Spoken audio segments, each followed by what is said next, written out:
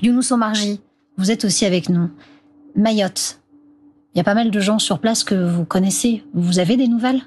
Non. J'ai essayé de joindre le président du conseil départemental de Mayotte depuis ce matin. J'espère l'avoir demain. Et beaucoup d'amis à Mayotte que je n'arrive pas à joindre.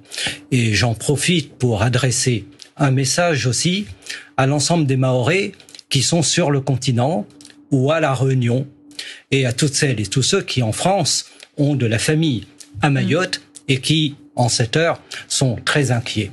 Permettez-moi de vous dire assez gravement, vous l'avez dit, que c'est une catastrophe absolue. C'est une tragédie mahoraise et c'est un drame national. Mayotte est aussi une région européenne.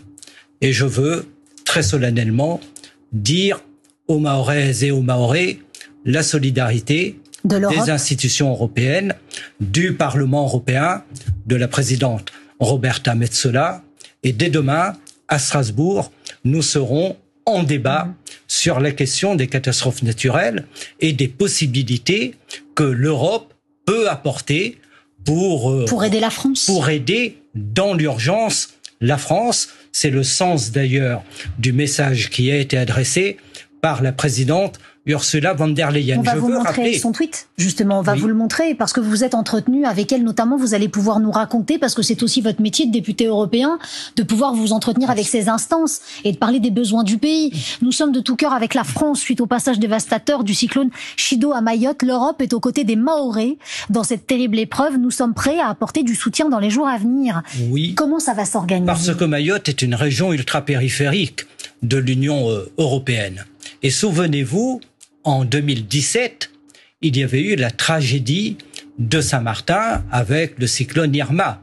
Saint-Martin avait été totalement dévasté et l'Union européenne avait apporté un soutien à travers le mécanisme européen de protection civile. Mais il faut que l'état de catastrophe naturelle soit déclaré. Ce qui n'est pas encore le cas. Non, pas là-dessus. Et ça veut dire que l'Union européenne peut intervenir même sans catastrophe naturelle déclarée? En appui aux autorités françaises, un certain nombre de moyens concernant l'aide alimentaire, concernant l'eau. Alors, Younous Omarjee, si vous le permettez, ce soir, la sénatrice de Mayotte, elle s'appelle Salma Ramia.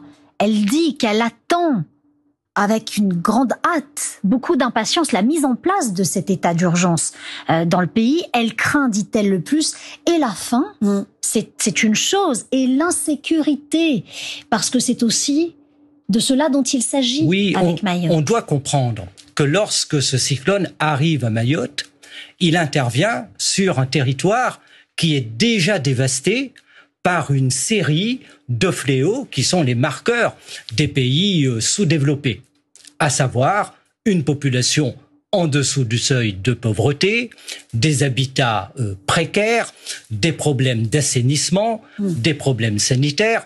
Considérez qu'à Mayotte, que pour une population bien au-delà de 300 000, vous n'avez qu'un seul hôpital. Je vous disais tout à l'heure que pour l'assainissement seulement, il faudrait 800 millions d'euros d'investissement. Donc, lorsque le cyclone frappe Mayotte, eh bien, vous avez